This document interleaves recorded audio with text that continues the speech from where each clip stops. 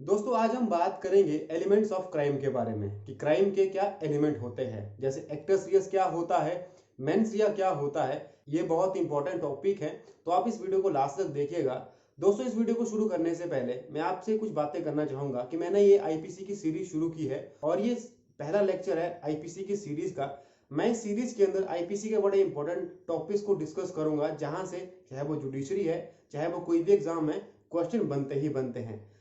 तो मैं हर हफ्ते 3 वीडियो अपलोड करूंगा आईपीसी के ऊपर, मंडे, वेडनेसडे और सैटरडे को। दोस्तों और जो करंट इशू होंगे या फिर करंट कोई लीगल अपडेट होगी उसके रिगार्डिंग भी मैं वीडियो अपलोड करता रहूंगा, लेकिन अब मैं फोकस करूंगा आईपीसी की सीरीज के ऊपर। तो दोस्तों अगर आप मेरे चैनल के ऊपर नए हैं तो सब्सक्राइब कर दीजिए। चलिए शुरू करते हैं इस वीडियो को। हेलो दोस्तों, मैं दिनेश संधू आपका स्वागत करता हूं मेरे इस यूट्यूब चैनल पे। दोस्तों आज हम बात करेंगे क्राइम की और उसके एलिमेंट की, कि क्राइम के एलिमेंट क्या क्या होते हैं। दोस्तों सबसे पहले हम समझते हैं कि क्राइम होता क्या है। हालांकि क्राइम की डेफिनेशन आपको बुक में बहुत सारी मिल जाएंगी, लेकिन इसकी एक कंक्रीट डेफिनेशन है कि ऐसा कोई एक्ट जिसको लॉ ने पनिशेबल किया है या फिर किसी भी स्टैट्यूट ने उसको फॉरबिडन किया है या फिर जो पब्लिक वेलफेयर के लिए इंजुरियस है, हम उसको क्राइम मानते हैं। दोस्तों क्राइम के 4 एलिमेंट होते हैं। पहला एलिमेंट ह्यूमन बीइंग, दूसरा इंटेंशन, तीसरा एक्ट और चौथा इंजरी। कि एक ह्यूमन बीइंग होना चाहिए, उसकी वहां पे इंटेंशन होनी चाहिए और इंटेंशन के बाद वहां पे एक्ट होना चाहिए, एक्ट होने के बाद किसी को इंजरी वहां पे होनी चाहिए, तभी वो क्राइम कॉन्स्टिट्यूट होता है। तो दोस्तों चलिए हम अब एक एक करके समझते हैं कि चारों पॉइंट बोलते क्या हैं। दोस्तों हमारे पास पहला पॉइंट आता है कि वहां पे एक ह्यूमन बीइंग होना चाहिए। दोस्तों दूसरा पॉइंट यहां पे आता है मेंस रिया। ये बड़ा इंपॉर्टेंट पॉइंट है। अब ये मेंस रिया होता क्या है? मेंस रिया का सिंपल सा मतलब होता है गिल्टी माइंड, यानी कि उसकी इंटेंशन। और ये इंटेंशन कैसी? गिल्टी, मतलब कि गलत इंटेंशन उसकी वहां पे है किसी भी क्राइम को कमिट करने के लिए। जैसे एग्जांपल लेते हैं, एक ह्यूमन बीइंग है, उसके दिमाग में ये चल रहा है कि मैंने उस पर्सन का मर्डर करना है, तो यहाँ पे उस पर्सन की गिल्टी इंटेंशन है, यानी कि उसका गिल्टी माइंड है, तो हम इसको बोलते हैं मेंस रिया, यानी कि गिल्टी इंटेंशन, यानी कि गिल्टी माइंड।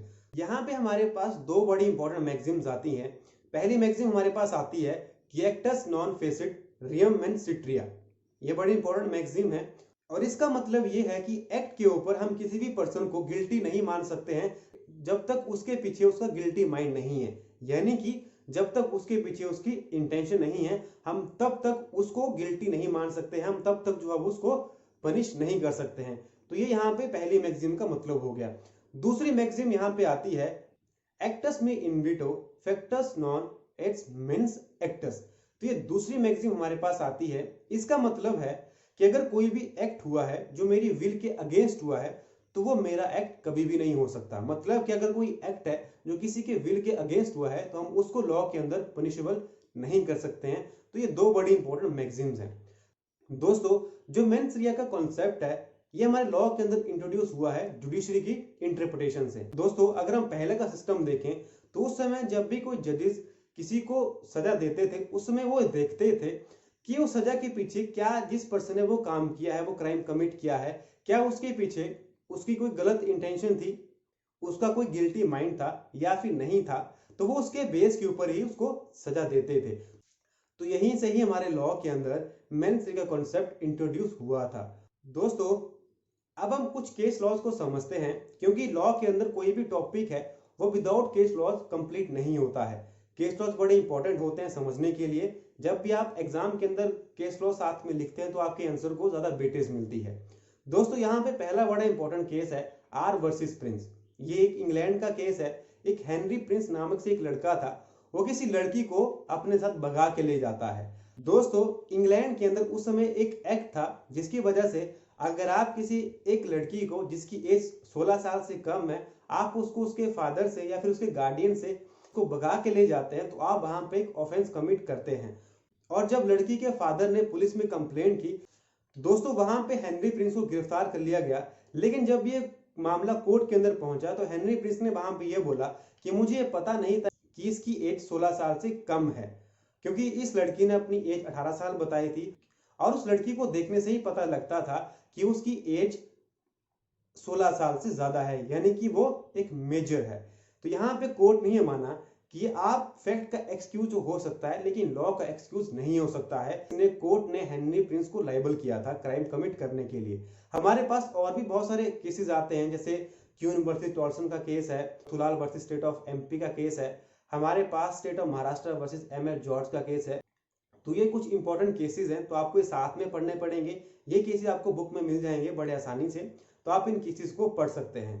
लेकिन मेंस रे के कुछ एक्सेप्शंस हैं, जैसे स्ट्रिक्ट लायबिलिटी, कि अगर आप कोई एक्ट कर रहे हैं जो सोसाइटी को अफेक्ट कर रहा है, उसकी हेल्थ या फिर सेफ्टी को डेंजर के अंदर डाल रहा है, तब भी आप लायबल होते हैं।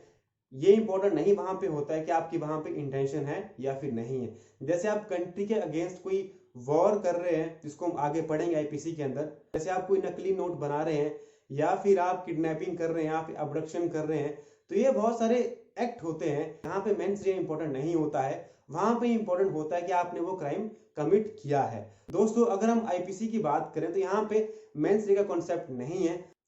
अगर कहीं पे भी मेंस रे की जरूरत पड़ती है तो हमारे आईपीसी के अंदर हर सेक्शन के अंदर बताया गया है कि यहाँ पे मेंस रे चाहिए या फिर नहीं चाहिए। हमारे आईपीसी के अंदर बहुत सारे वर्ड बताए गए हैं, जैसे वॉलंटरली, नोइंगली, डिसऑनेस्टली, फ्रॉडुलेंटली।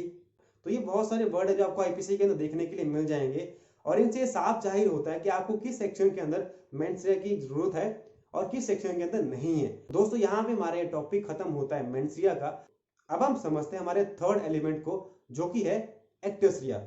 मतलब कि वहां पे कोई एक्ट होना चाहिए जिसको लॉ ने प्रोहिबिट किया है। दोस्तों यहाँ पे एक चीज बड़ी इंपॉर्टेंट है कि ये ह्यूमन बीइंग और उसकी एक इविल इंटेंशन, उसके बेस पे आप किसी भी पर्सन को लायबल नहीं कर सकते हैं क्राइम को कमिट करने के लिए, जब तक उसका वहां पे एक्ट नहीं है। अब मान लो कोई पर्सन है, वो रात को अपने घर में बैठा है और वो सोच रहा है कि मैंने कल ये काम करना है। अब वैसे काम करने के बारे में सोच रहा है जिसको लॉ ने प्रोहिबिट किया है, जो एक क्राइम है, लेकिन बाद में वो उस क्राइम को कमिट नहीं करता है, तो हम उस इंटेंशन के बेस के ऊपर ही उसको लायबल नहीं कर सकते हैं क्राइम को कमिट करने के लिए। दोस्तों एक्टस रियस एक रिजल्ट होता है ह्यूमन कंडक्ट का। दोस्तों तो यहाँ पे हमारे पास ये एक्टस रियस टॉपिक यहाँ पे कंक्लूड होता है। अब हम अपने लास्ट एलिमेंट को समझते हैं, जो कि है इंजरी।